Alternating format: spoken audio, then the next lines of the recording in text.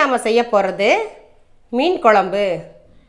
இந்த மீன் குழம்பு கிராமத்து ஸ்டைலில் எப்படி ஈஸியாக டேஸ்ட்டாக வைக்கிறதுன்னு இன்றைக்கி நான் உங்களுக்கு சொல்லித்தரேன். எந்த மீனாக இருந்தாலுமே இதே மெத்தடில் இதே அளவில் போட்டு செஞ்சு பாருங்கள். குழம்பு ரொம்ப டேஸ்ட்டாக வரும். இது ஒரு 4 பேருக்கு அளவுக்கு நான் மீன் குழம்பு வச்சு காட்டுறேன். தேவையான பொருட்கள் பார்ப்பதற்கு முன்பு என் சேனலை சப்ஸ்கிரைப் பண்ணாதவங்க சப்ஸ்கிரைப் பண்ணுங்கள். வீடியோ கீழே தெரியுற பெல் பட்டனை கிளிக் பண்ணுங்கள். இந்த வீடியோவை ஸ்கிப் பண்ணாமல் பாருங்கள். தேவையான பொருட்கள்: புளி ஒரு 50 கிராம் அளவு எடுத்து ஊற வச்சுருக்கேன். ஒரு பெரிய லெமன் சைஸு. மீன் குழம்புக்கு பொதுவாக புளிப்பு அதிகமாக இருந்தால் தான் டேஸ்ட்டாக இருக்கும், அதுக்காக ஊற வச்சுருக்கேன். அந்த புளியை கரைக்கிறதுக்கு அரிசியை கழுவின கழனி தண்ணீர் எடுத்து வச்சுருக்கேன் 2 டம்ளர் அளவு. தாளிக்கிறதுக்கு கடுகு 1/2 டீஸ்பூன், ஜீரகம் 1/2 டீஸ்பூன், வெந்தயம் 1/4 டீஸ்பூன் எடுத்திருக்கேன்.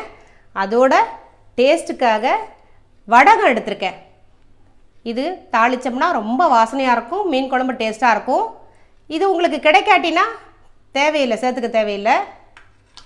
தாளிப்பதற்கு எண்ணெய் ஒரு 4 ஸ்பூன் கடலெண்ணெய் எடுத்திருக்கேன். கடலெண்ணெய் அல்லது நல்லெண்ணெய் விட்டு மீன் குழம்பு செஞ்சால் ரொம்ப டேஸ்ட்டாக இருக்கும். கடைசியாக மீன் குழம்புல சேர்க்கறதுக்காக 1 ஸ்பூன் அளவு தேங்காய் எண்ணெய் எடுத்து வச்சுருக்கேன். வெங்காயம் 1 கட் பண்ணி வச்சுருக்கேன். 6 பல் பூண்டு எடுத்திருக்கேன். 3 பச்சை மிளகா கீரி வச்சுருக்கேன். கருவேப்பிலை எடுத்திருக்கேன். ஒரு தக்காளி பொடிசாக கட் பண்ணியிருக்கேன். இங்கே பார்த்தீங்கன்னா 2 வெங்காயத்தை மிக்சியில் அப்படியே அரைச்சி எடுத்து வச்சுருக்கேன். 1 ஸ்பூன் இஞ்சி பூண்டு விழுது, 1 ஸ்பூன் உப்பு, மிளகாய்த்தூள் 2 ஸ்பூன், மல்லித்தூள் 3 ஸ்பூன், 2 ஸ்பூன் குழம்பு மிளகாய்த்தூள். இது வீட்டில் அரைச்சது. நீங்கள் கடையிலையும் குழம்பு மிளகாய்த்தூள் கேட்டிங்கனாலே கிடைக்கும், வாங்கி யூஸ் பண்ணிக்கோங்க. 1/2 டீஸ்பூன் மஞ்சத்தூள். இதுதான் இதற்கு தேவையான பொருட்கள். இப்போது குழம்ப நம்ம இங்கேயே எடுத்து வச்சு கரைச்சி ரெடி பண்ணிக்கலாம். புளியை 2 டம்ளர் அரிசி களைஞ்ச கழனி தண்ணீரை விட்டு கரைச்சி எடுத்துக்கிட்டேன். அதில் இப்போது மிளகாய்த்தூள் 2 ஸ்பூன், மல்லித்தூள் 3 ஸ்பூன், 2 ஸ்பூன் குழம்பு மிளகாய்த்தூள், மஞ்சத்தூள் 1/2 டீஸ்பூன், உப்பு 1 ஸ்பூன், இஞ்சி பூண்டு பேஸ்ட் 1 ஸ்பூன், அரைத்த வெங்காய விழுது அதையும் சேர்த்துக்கலாம். இப்போ எல்லாத்தையும் ஒன்றா கலந்துட்டு டேஸ்ட் பண்ணி பாருங்கள். உப்பு, காரம், புளிப்பு எல்லாம் கரெக்டாக இருக்கான்னு பாருங்கள். மீன் குழம்புக்கு எப்போவுமே புளிப்பு, காரம், உப்பெல்லாம் கொஞ்சம் தூக்கலாக தான் இருக்கணும். ஏன்னா நம்ம மீனை போட்ட உடனே மீன் பாதி காரம், புளிப்பு, உப்பெல்லாம் எடுத்துக்கும். அதனால் கொஞ்சம் எக்ஸ்ட்ராவே இருக்கிற மாதிரி குழம்பு கூட்டி வச்சுக்கோங்க. மீன் குழம்பு சட்டியில் வச்சா டேஸ்ட்டாக இருக்குன்றதுக்காக நான் இன்றைக்கி சட்டியில் இந்த மீன் குழம்பு வைக்கிறேன். எண்ணெய் விட்டுருக்கேன். எண்ணெய் காஞ்சிருச்சு. அதில் கடுகு, ஜீரகம், வெந்தயம் தாளிக்க போடுறேன்.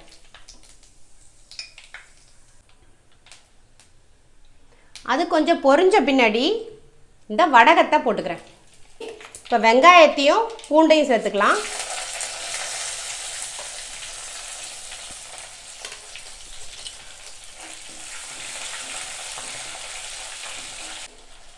இப்போ பச்சை மிளகாவும் கருவேப்பிலை, கொத்தமல்லி சேர்த்துக்கலாம். அதையும் நல்லா வதக்கி விட்டுறணும். இப்போ தக்காளியை சேர்த்துக்கலாம்.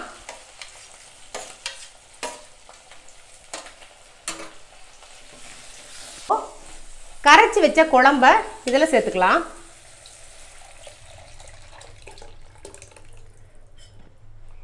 நல்லா கலந்து விட்டுட்டு மூடி போட்டு மூடிடலாம். ஒரு 5 நிமிஷம் நல்லா கொதிக்கட்டும். குழம்பு நல்லா கொதிச்சிருச்சு. இப்போது இதில் நம்ம மீனை சேர்த்துக்கலாம்.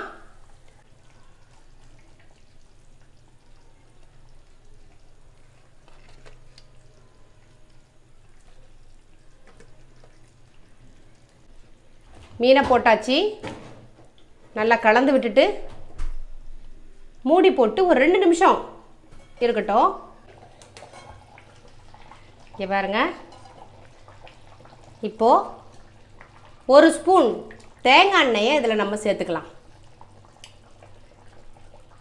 இப்படி சேர்க்கறதுனால மீன் குழம்போட டேஸ்ட்டும் வாசனையும் இன்னும் ரொம்ப நல்லாயிருக்கும்.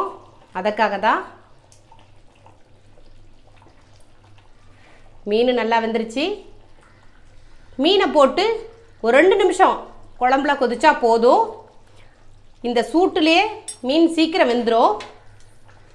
இப்போ கருவேப்பிலை கொத்தமல்லியை தூவிட்டு குழம்ப இறக்கிடலாம்.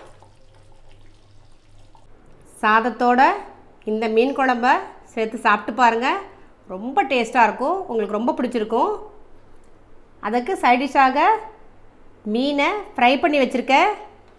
இது என் வீடியோவில் போட்டிருக்கேன். தேவைப்பட்டால் பார்த்துக்கோங்க.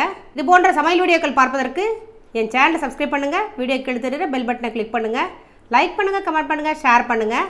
உங்களுக்கு வேறு ஏதாவது சமையல் குறிப்புகள் தேவைப்பட்டால் கமெண்ட் பாக்ஸில் போய் சொல்லுங்கள். நான் செய்து அப்லோட் பண்ணுறேன். நன்றி.